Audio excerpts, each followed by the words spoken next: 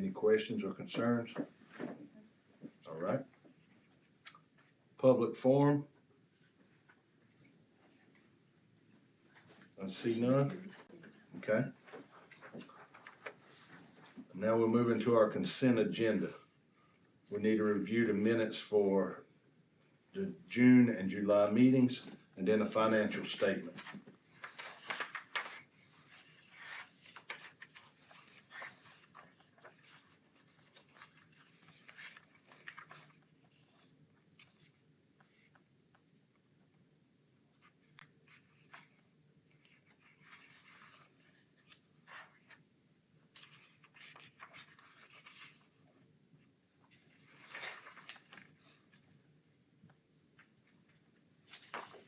Any questions or concerns? Okay. We'll move now into our regular agenda with the superintendent's report. Okay, welcome back. Moving right into how we started our year, we had a back-to-school kickoff. We had a few of you there. Those of you who were there saw that our theme this year is one step at a time, and we have a lot to do, and we're going to take it one step at a time. And everybody wore unique pairs of shoes. So if you were there, you saw some crazy shoes. We had a visitor from the senator at our opening, and we had a guest speaker, which is a senior at Johnsonville High School. So we were very pleased with how our opening went. It was fun, a lot of smiles, and that's how we want to start our year. And we set the tone for a happy year. Okay, Miss Wanda Willis.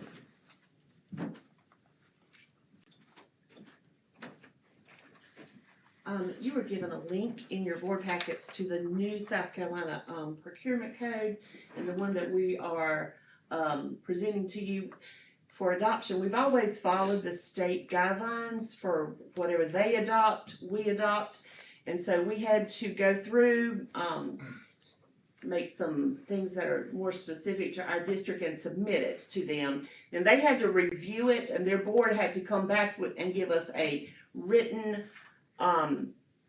opinion as to whether or not ours was substantially similar to what the state code is. And we have that. I think that's in your board packet. And the next thing that we have to do in order to adopt this fully is it has to be approved by the Board of Trustees, and that's on your for action agenda for tonight. Once it's adopted, we will be posting this on the website. Just to highlight a few things, because it's a pretty thick document. It raises the small purchase limit to $10,000. Previously, it's been $2,500. If it was $2,500 or less, all we had to do was just verify that the price was fair and reasonable. They've moved that threshold up to $10,000. That means that it's a no competition purchase, but they hold the districts responsible for making sure that we've made frugal choices when it comes to doing the small purchases up under the $10,000 limit. Then if it's a purchase that's between $10,000 and $25,000, you have to have 3 written quotes. And this has to be done prior to. It also, they suggest that you put it onto the SBO website. And if you put it on there, then that actually serves as public notice for the quotes to come in. Now there's 2 little sections to this, and it's kind of confusing, but if it's a commercial item, for example, if you were going to purchase a baby grand piano, or you were going to purchase a freezer for the cafeterias, or something that they consider a commercial item, the $25,000 limit doesn't apply to that. There's actually a $100,000 limit there before you have to actually get the quotes for that, but that includes commercial items and construction costs.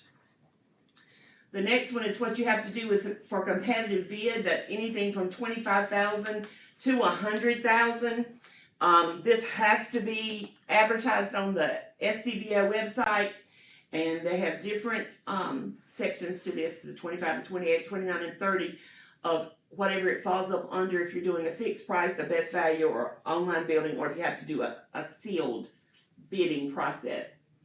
There are 3 exceptions to the procurement code. One is sole source, which means if you're wanting to purchase, say, a software, and it's only available from one vendor, then you can get an exception as a sole source.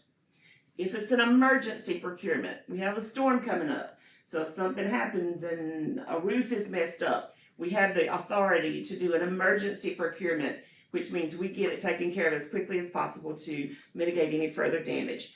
And then, if you wanna, we are allowed to participate in an auction, so you can do auction, which, is gonna get you the best price if you do that.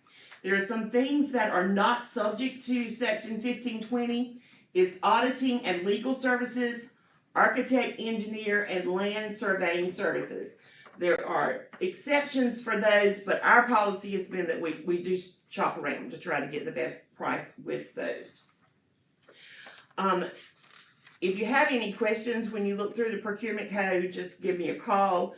It's very detailed. If I doubt that you've read it from cover to cover. I have not read it from cover to cover, but I have made myself familiar with the highlights. So as a situation comes up, this is the policy manual that tells us how we have to address it, what kind of public notice we have to do. Just a reminder to you, the bond referendum is tomorrow. And so that we will have some results in, hopefully, as to what we're going to do going forward with finance. Any questions for me? Thank you. Thank you, Ms. Wanda.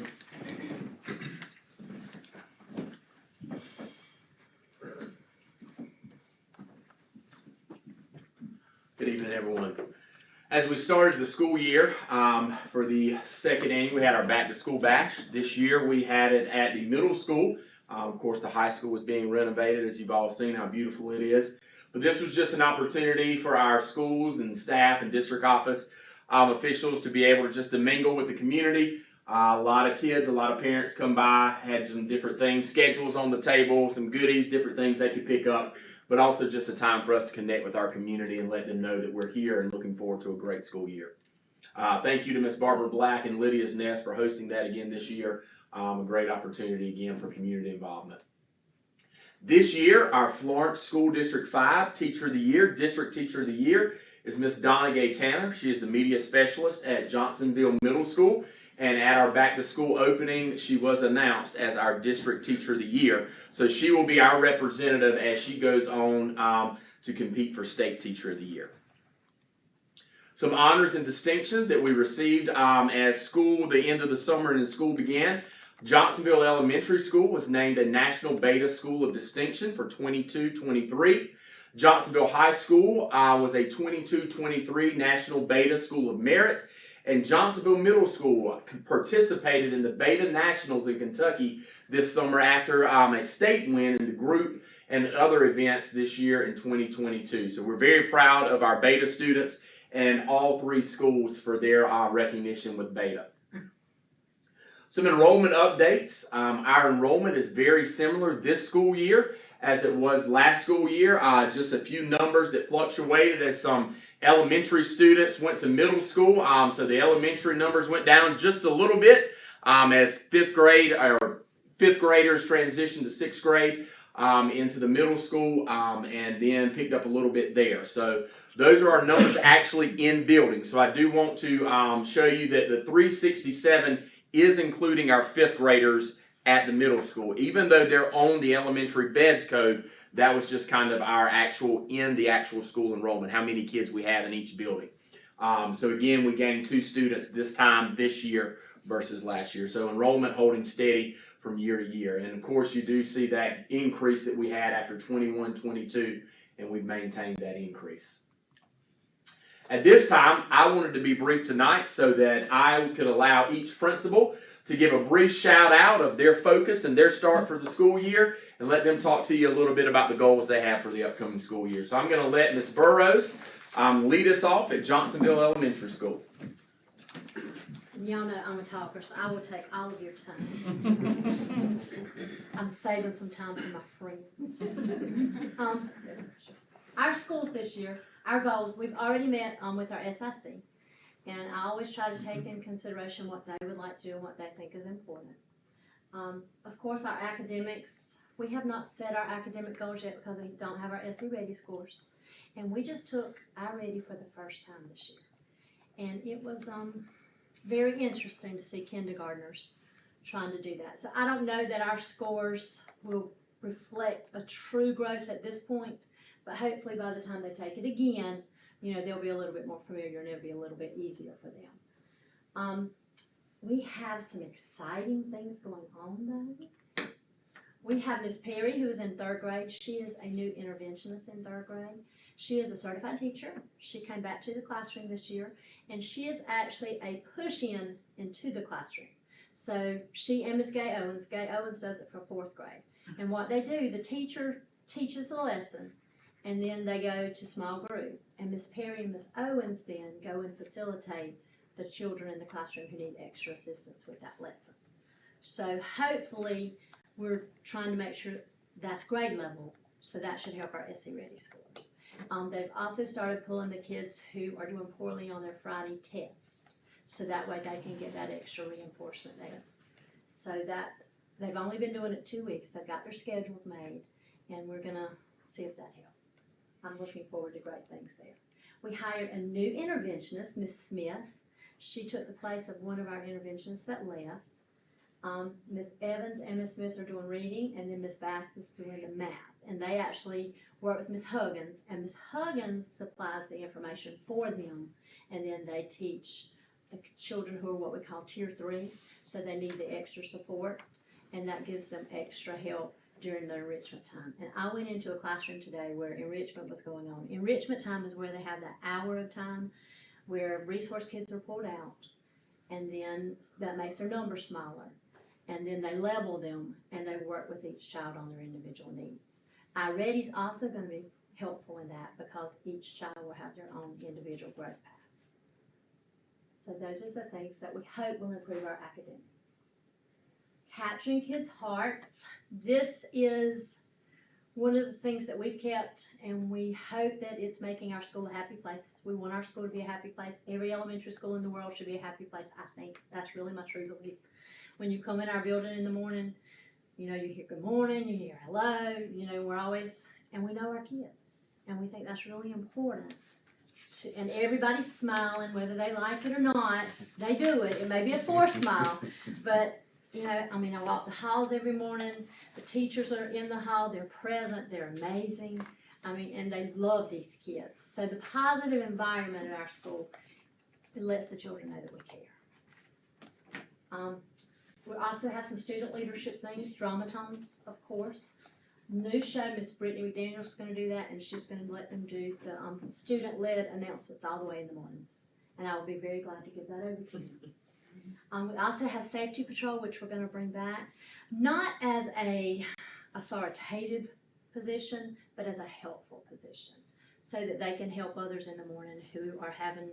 We have children, 5Kers who walk from the primary building all the way up. So sometimes they get confused and they get turned around. So just the safety patrol people who will be 4th graders, and they'll just offer assistance as needed. And that's also going to build that leadership, you know, give those jobs. And that was all of mine. I'm so sorry.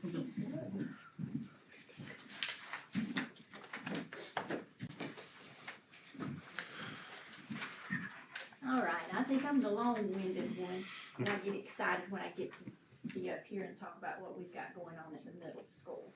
So one of the goals that we have at the middle school is to decrease the amount of students that we have that fall into the tier 3 category.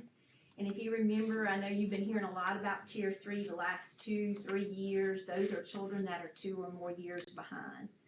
And I love this little graph because last year we were in full implementation with iReady, and so in 2022, the light blue that you see represents math, and in the fall of 2022, we had 56% of our children in math that were tier 3 children, and our ELA was 62% of tier 3. That was the fall at the beginning of last school year.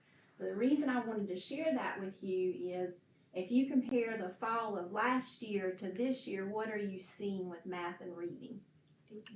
That's right. So if you remember, Mr. Goins talked about this. I believe it was at one of our board meetings we had probably this same kind of meeting, beginning of the school year, where he talked about closing the achievement gap, that it takes a few years to do that.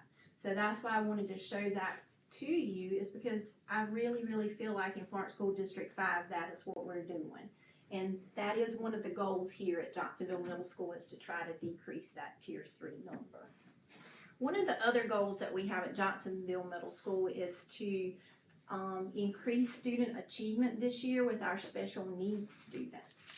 So Miss Timmons and Miss Suzette Coker, the students that they are working with that have IEPs, we are doing what's called inclusion, where they are going into the classrooms and they're working with the classroom teacher. So they're getting to see what their students are doing in the regular classroom. They're seeing those connections, also seeing how that teacher delivers that instruction and where they can fill in those gaps with learning with the special needs children as well. Because we want to see those children make growth as well. So that's also one of our goals. Another goal that we have is, and this is one that I'm currently working on right now to come up with some more strategies, is to have our students that are our higher achieving students and our gifted and talented students, we want to challenge them more, because they are right there, many of them are right there at that exemplary level with SC Ready. And we want to see what we can do to try to give them that extra boost so we can push them up. They should be scoring up in that area with exemplary. So that's one of the goals we have as well. Another one that we have at Johnsonville Middle School is just our school culture goal in general. We want to continue to maintain a structured learning environment, a learning environment that consists of consistency, not only with high expectations for learning, but also maintaining our learning environment and making sure that it is safe and conducive to learning. I don't know how many of you had a chance to meet Mr. Coleman, my new AP, but I love him. He is wonderful. He and I are on the same page with our expectations for the middle school. He's very consistent, and I appreciate that in him. It's actually nice having somebody to help back up my expectations, so it frees me up to be in the classrooms more, to do those classroom observations and be a part of what's going on in the children's classroom.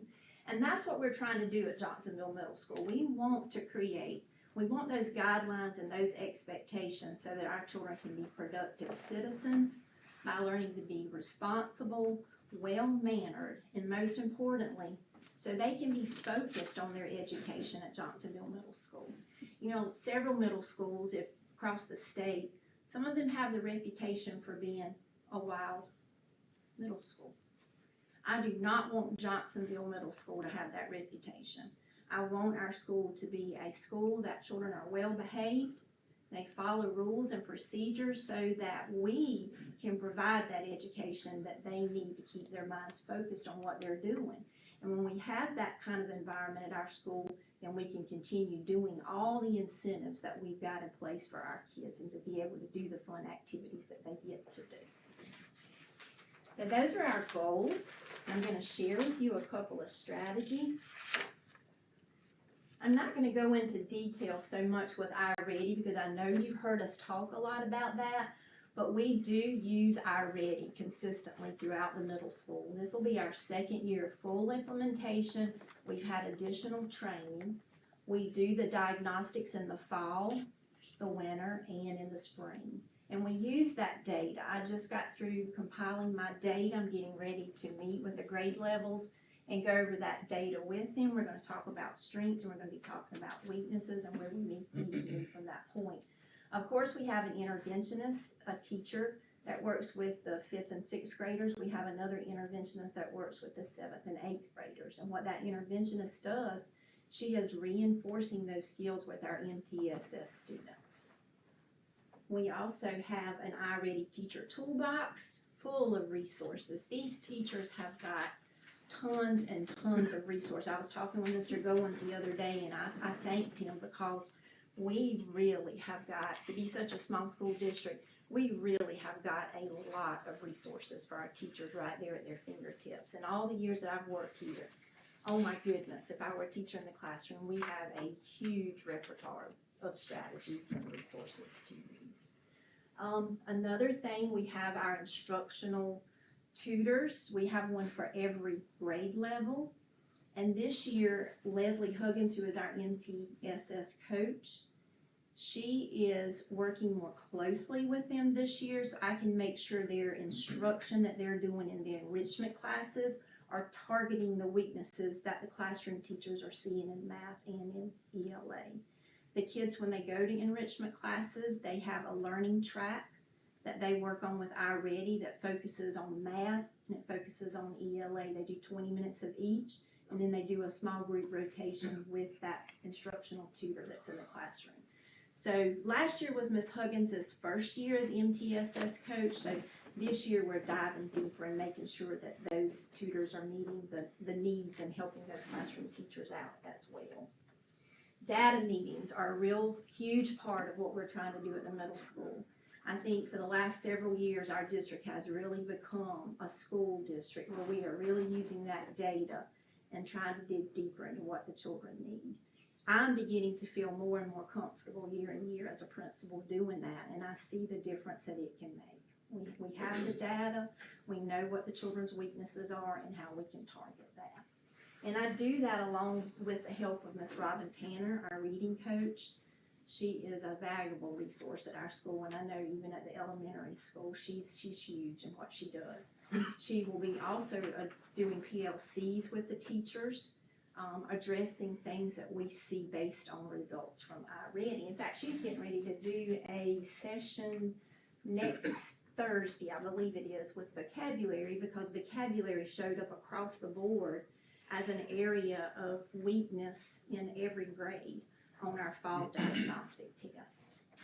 Another thing that we're continuing with this year, and I think it has made a huge difference in our reading scores at JMS, and that's Reading Plus.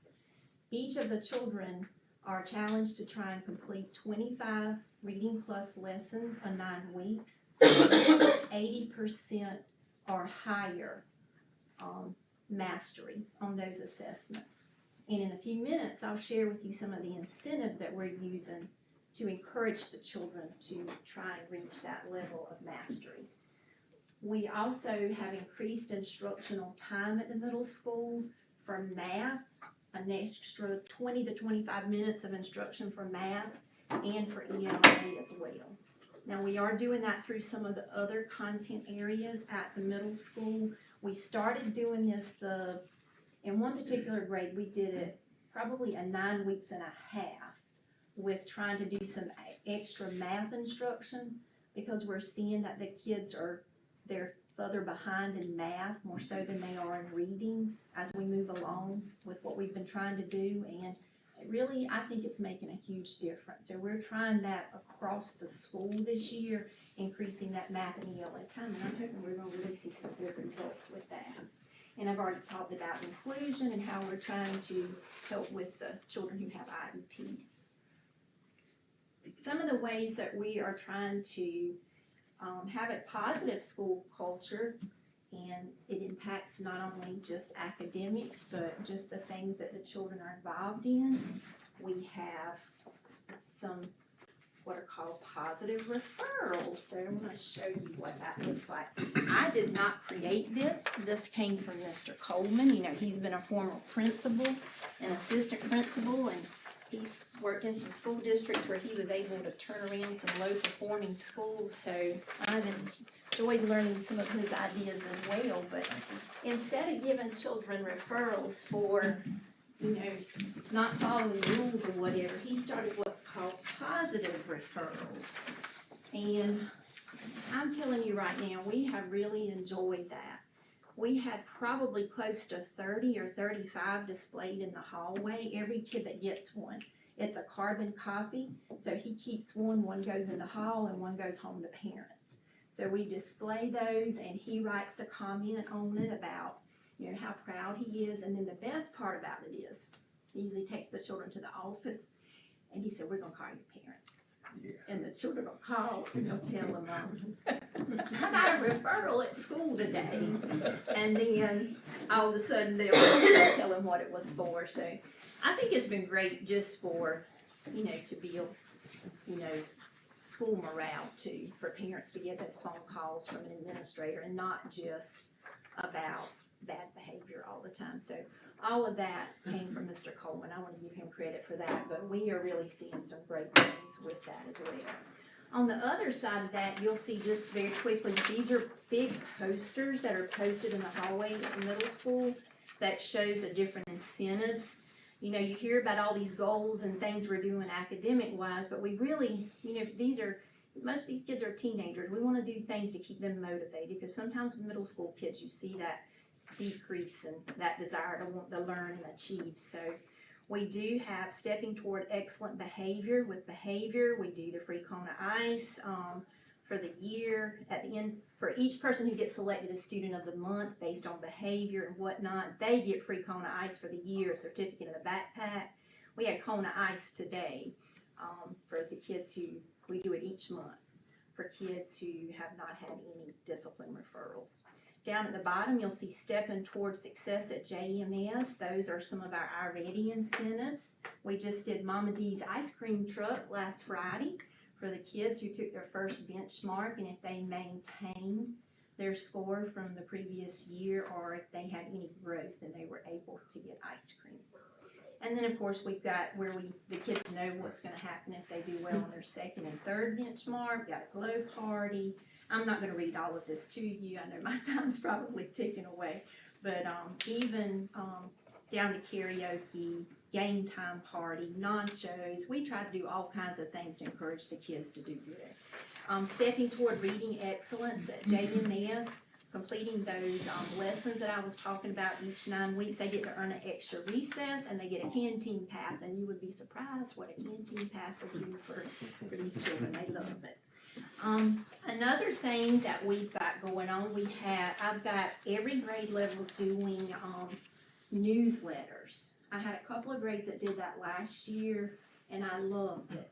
I don't think I had any complaints from any 8th grade parent last year, and I know why, because in their 8th grade newsletter, they knew what tests they had. That communication was it was clear.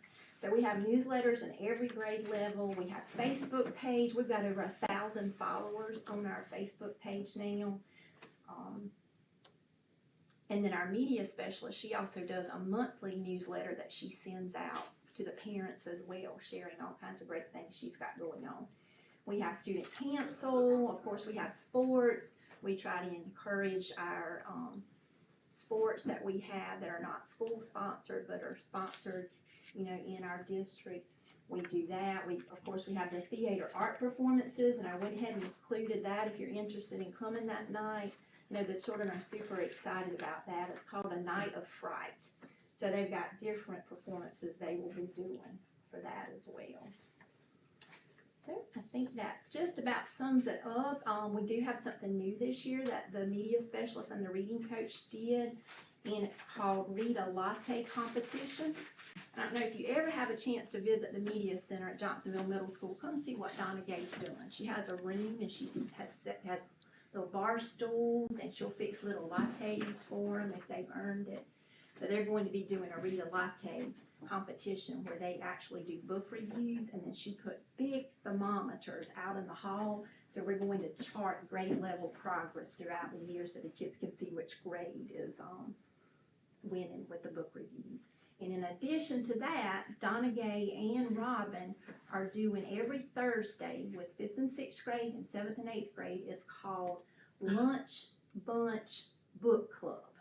So they have a book that they're doing a book study with, and the kids get to bring their lunch in there, and all the children have to agree to speak or share something about their book. So teachers, we're going to start something new. I want our community to hear good things about what our teachers are doing, because I feel like our teachers at Johnsonville, they work really hard.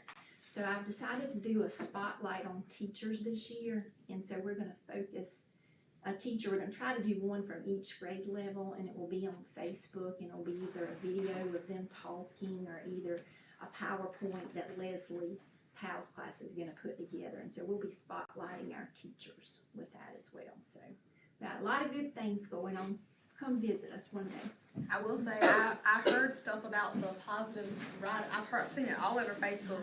Even had talk about it in the beauty salon. The kids are trying really hard to get positive, right? Trying to do good things. The first 30 seconds of that phone call, Don't worry, I got one too. it's like, Dad, I got a referral. I know, I had a little girl and she told her mama, she said, Mom, I got a referral, and I could hear her mama's voice in the background, and we're like, it's a surprise, it's a good thing. All right, good evening. All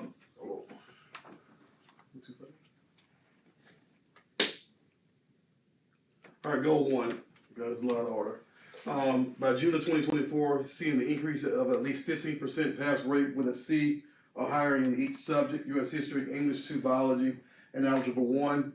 If you notice from the previous years, there are a lot of kids that had a very high pass rate. We just didn't have a lot of kids C or higher, so that's our focus, those bubble kids, getting them where we need to be. And we have Performance Matters, which is a new program that we have, which is a very, very good program, which has a very strong correlation of how the EOC looks to prepare our children to be able to do a whole lot better. And also we have EOC workbooks and online practice, which is a very, very good as well to make sure that we can move our bubble kids. And another thing that we're going to take a look at is we're doing in PLC, I'm the instructional coach now, so I do PLC, taking the backwards design, where we design the assessment first and then develop our lessons to get our kids where they need to be. And if you notice, it looks bad, but it's not really bad, because our kids are passing. We just got to get them to a C or higher. So it's not as bad as it seems or appears. But what we believe with the programs that we have in place this year, that we can do that. You know, we think moving 15% is a reasonable goal. And that's our goal one. And I think that we're going to be able to do it. And this is part of the COVID gap too now. So these scores are very similar across the state. So it's not like this is just Johnsonville High School. Matter of fact, our scores are a little higher than some, a lot of them. But our pass rate is pretty good. So, but we've got to push to see how those kids that are in the D range, we got to try to move those kids. And so that's going to be our target. Now we're doing some things in advisory. I know Miss Miranda talked about it, where our math and our English scores are decreasing a little bit with that COVID gap. So what we've done is we picked up Reading Plus that they're already doing at the middle school, and our ninth graders are doing that in advisory. And we're also doing Math Nation to help with the math scores. Now each advisory grade level, they have a plan, and then we also have an incentive for each kid if they meet the goals of what we're looking for. And advisory is 30 minutes. With high school, it's seat time, so therefore we built advisory to try to do intervention as well as the other goal 3, and we'll talk about goal 2, which is getting our kids CCR. And so our sophomores and our juniors we're doing WIN, could possibly do ASVAB, ACT, SAT prep, but we're really gonna hang our hat on WIN because we think that's gonna give us the most bang for our buck. And so we have that in Clever, where the kids can practice. They can go on and do those components. If they get off silver and all, then that they can be college or career ready. And another pathway is we have CTEs. We have business and carpentry right now, but we do allow kids to do dual enrollment, where they can take 2 STEM classes with a C or higher. They can become college or career ready. So those are the EOC scores that we talked about, was academic achievement, which is a big part of our report card, our school report card. College and career ready is another big part of our report card. And so goal 3 has been carrying us, our school, the last couple of years, where our grad rate being extremely high. So that's kind of carried us and kept us at average. But I mean, we don't want to be average. You know, we believe that we can maintain our grad rate by increasing our EOC scores and college, and having kids college and career ready, which should put us in a good or excellent range. You know, we don't want to be average, because average puts you right at the borderline of being below average. And so there are a lot of great things in place.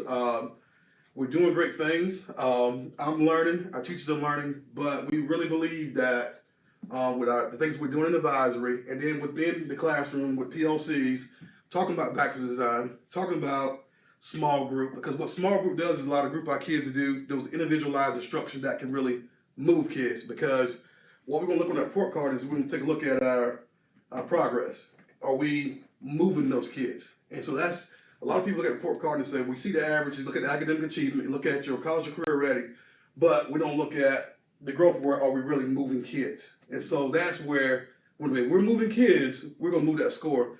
Now, this is not a 1 year fix, okay? It's gonna be a process, but what we have in place and the resources that we have in place, we're gonna make a difference. I really and truly believe that, and I'm excited. So we're getting these classrooms, and what this district has done a great job of is allowed principals to be instructional leaders now. So I do PLC. I'm getting in the classrooms now and kind of shift the daily operations to the assistant principal. Because if you want great scores, then the person has to be an instructional leader. You got to get in there and do great things to motivate and also to build our teachers up to make sure that we're moving kids. And we got great kids. We really do. It's just, we got a great culture there. I think that we got great things in place. Teachers love it there, kids love it there, and I think that we're going in the right direction. So these are our 3 main goals. I think these 3 goals give us the biggest bang for our buck because, you know, we just don't want to be average, you know, and we've got things in place to be really good. So I thank you and I appreciate your time. Thank you.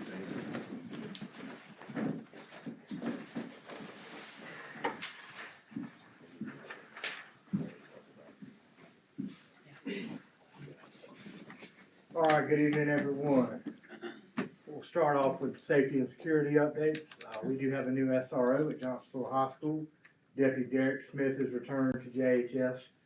Deputy Addison took another position in Columbia, so Deputy Smith started back last week. The South Carolina Department of Education Office of School Safety completed an assessment of our schools ahead of our grant that we just submitted. That grant, we asked for new door locks on all the classrooms and offices in the district, as well as constructing man traps at the front door of the elementary school, the middle school and the high school. We do anticipate hearing about the COPS grant that I told you about back in May. We should hear about that next month, hopefully October at the latest. All of our schools have completed their annual standard response protocol training. That went well. Lockdown drills will be performed at each school once per quarter. We should have one coming up here fairly soon. And we have launched the new Emergent 3 application to all the teacher computers and their mobile devices. That falls in line directly with the standard response protocol so that if we go into a hold or a lockdown, the teachers can mark themselves safe. They can also chat with administration and or first responders. It's a really good collaboration tool that assists with the safety of our students. Mr. Kennedy, Yes, sir. is that available for parents as well, so they know if something's going on in school? It is not available for parents, and the reason it's not is it's really not designed to be a notification app for parents. It's more designed for everyone in the school to be notified and for things to be basically a single pane of glass for administrators and first responders to look at to kind of coordinate the response to whatever the issue is. Any questions about any of that before I move to the next section? All right. Food service updates. Mr. Adam Miller is doing a great job in his first year as food service director. All 3 cafeterias now have new dishwashers that we've leased to replace aging and outdated equipment. And the schools have transitioned back to the traditional plastic trays that they had when we were all in school. We're hoping that that'll save us a little bit of money, and the kids think it's neat. I mean, they're nice trays. They've got the Flashes logo on them. They're pretty cool. Technology updates. This is the boring stuff here. District servers in the process of being upgraded to Microsoft Windows Server 2022. That just keeps us on the latest and greatest. Our servers are being consolidated to reduce cost. New laptops are being evaluated now for the upcoming student laptop refresh for next year. So our plan with that is spring of this year to go ahead and place that order. roughly 1,100 laptops, get them prepared for the next school year. New endpoint protection software has been implemented on staff computers, and the Aristotle K-12 training has been completed at all schools. That replaced GoGuardian last year.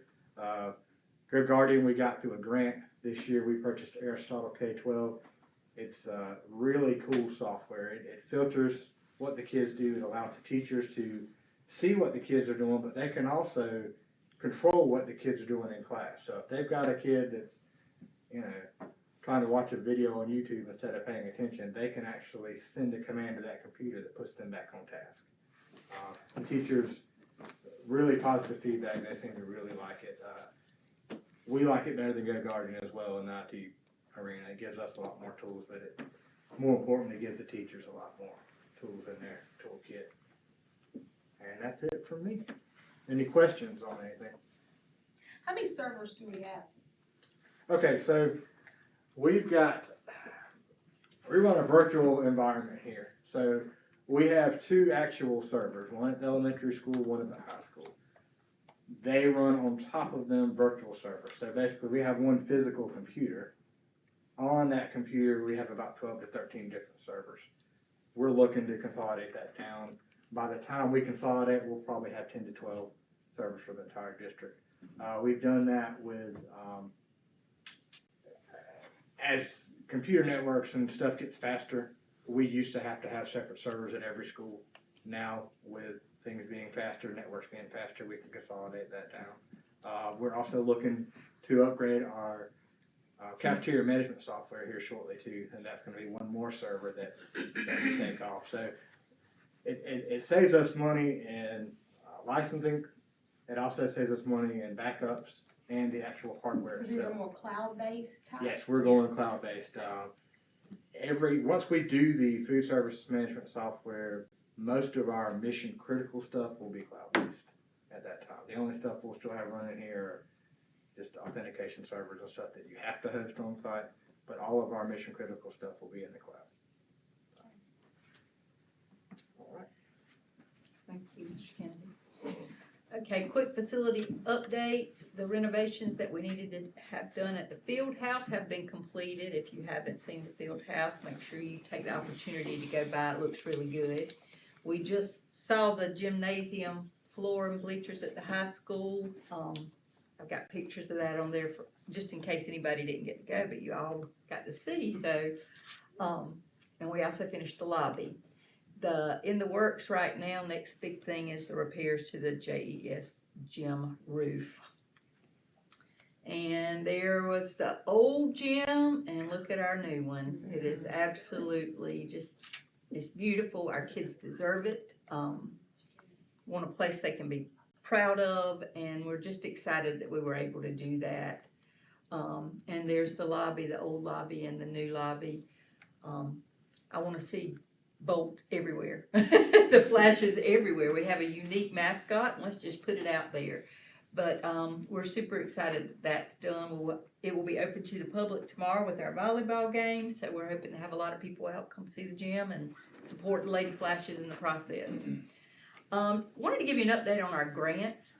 We have written as a team, several of us, and I'm not going to name everybody that wrote a grant because this was a lot of team effort here, but we have a DHEC grant for nurses aid. We got that grant. That person will be helping the nurses in the district, paperwork, answering phones, making phone calls. They're not an RN, so they can't work with the kids, but they'll be able to help catch up on some of that paperwork they have to do. We did a grant for air purifiers, and every classroom now has an air purifier. We also wrote the grant, the EEDA grant, which funds our at-risk coordinator. We got that grant. Also funds our alternative learning facilitator and various programs that you've heard mentioned tonight. Of course, every year our teachers are really good about writing those donors choose grants, and they get a lot of things for their classrooms doing that. We also had a food service equipment grant, $50,000, $25,000 went to JES, $25,000 at JMS, and it was submitted at the end of last year, and we just found out we got that one. We have also submitted the COPS grant for safety and security. These are pending. an innovation grant for a possible health science program. We did the South Carolina Department of Education Safety and Security grant, and we're working with the city on a sidewalk grant to replace some of our sidewalks. So we've received a lot of grants and we're waiting on a lot of grants. Hopefully we'll hear from those soon. Board of Trustees election will be held November 7th. The following seats are up for election: seat 3, Deanna Green, and seat 6, at large, Miss Sissy Powell. Make sure you vote on November 7th. As Mirandy's already shared with you, we have this upcoming production by our middle schoolers.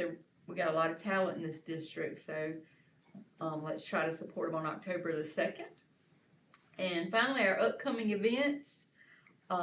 I've got all of our listed events for the month of September on there. I will make sure I send this out to you, but you get that Monday memo, so you'll see all these in there. Any questions for me? I did attach the football game theme, so if you want to dress up with it, there it is right there. Any questions? Okay, that concludes my report. Thank you all. Now we'll move into our 4 agenda. The first order of business is the first reading of policy revision JFABD, JFABD-R, and JFABD-E, admissions of homeless students. Mr. Goins? Yes. So these are just updates.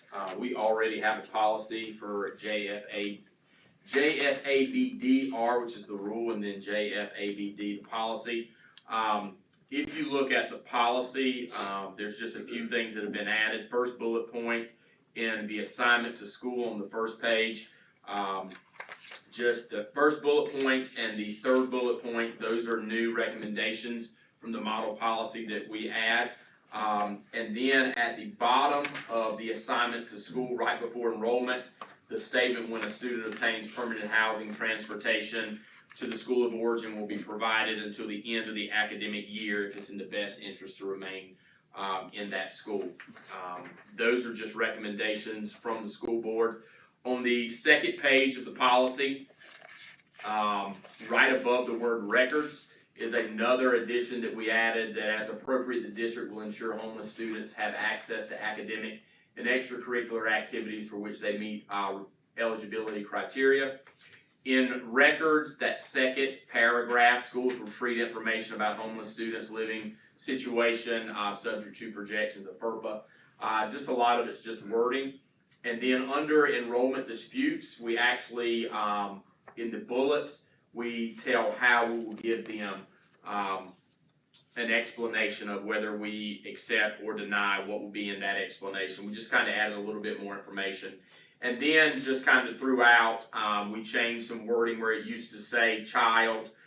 We changed it to where you will see instead of child, it'll be unaccompanied student or parent or guardian. And then the last changes were under district liaison. On that last bullet point, that was a last statement that was added by the School Board Association as a recommendation.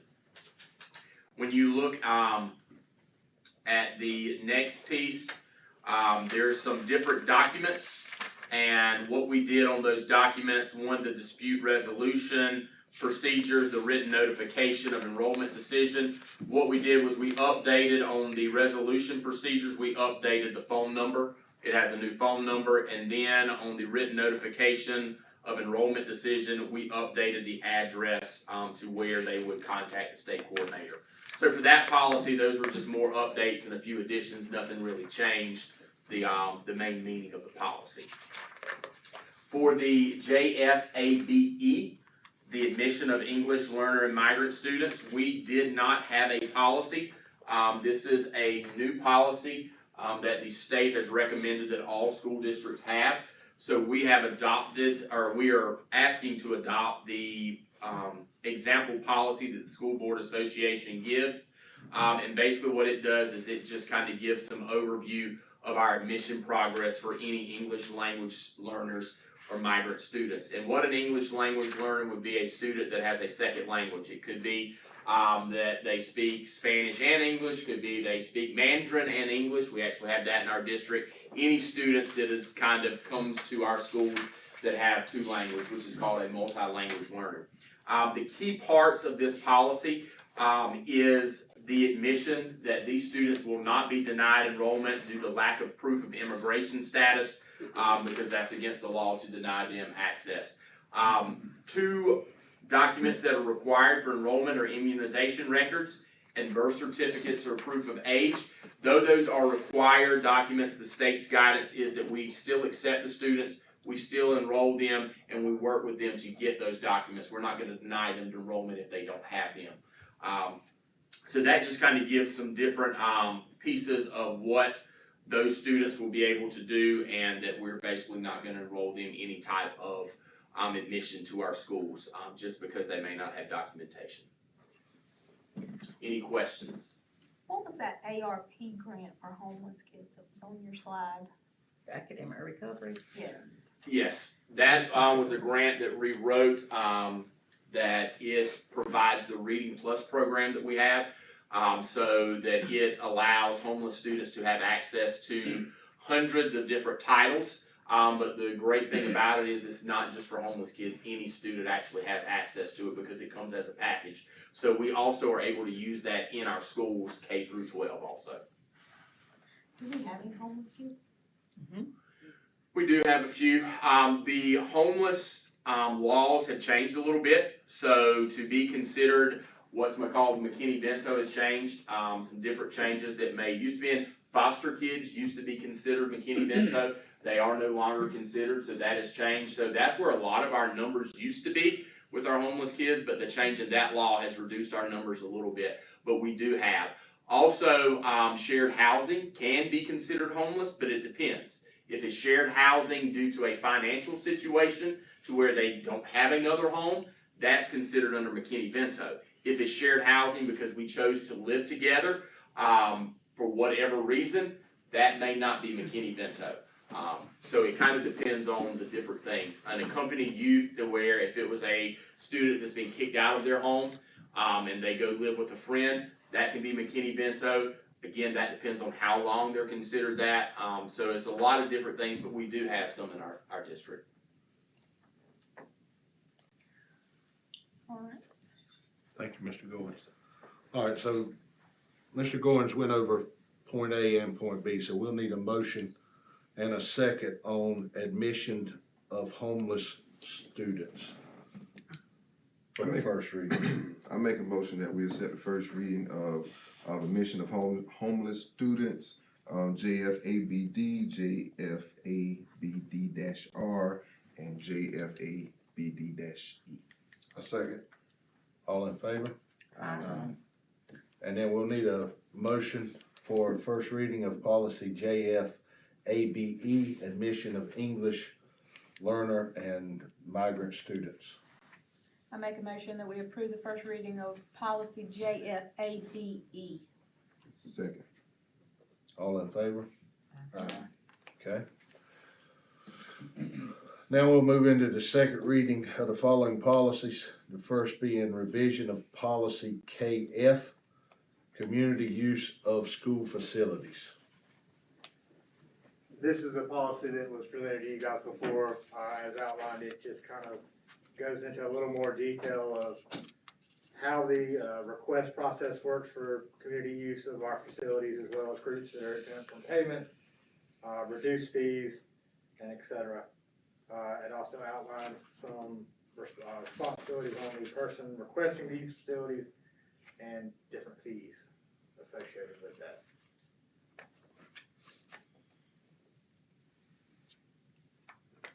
Any questions, concerns? I'll entertain a motion.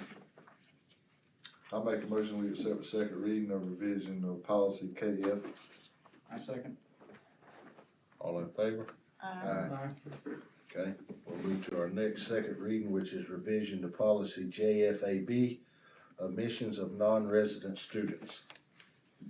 And that's what we added the last board meeting, that little section where we have the committee who approves based on the criteria, those non-resident students.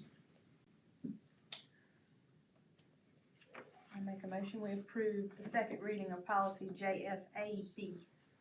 Second. All in favor? Aye. And the last second approval or second reading is for new policy GCCAC, GDCC, paid parental leave. We discussed this, at a couple of board meetings. This was a new law that was enacted, therefore we have to comply with this standard, and this is the standard information that the school board recommends that we put into this policy. I'll entertain a motion. I'm making a motion that we accept the second reading of GCCAC, GDCC, paid parental leave. I second. All in favor? All right, then the last for action agenda is adoption of Florence School District 5 proposed procurement and regulations that Ms. Wanda went through with us earlier. Any questions on that? Okay, I'll entertain a motion. I'll make a motion that we accept the adoption of Florence County School District 5 proposed procurement and regulations. Second. All in favor? Okay, nothing else. I'll entertain a motion for executive session, for the purpose of social media litigation authorization. I make a motion that we enter executive session. Second. All in favor? Aye.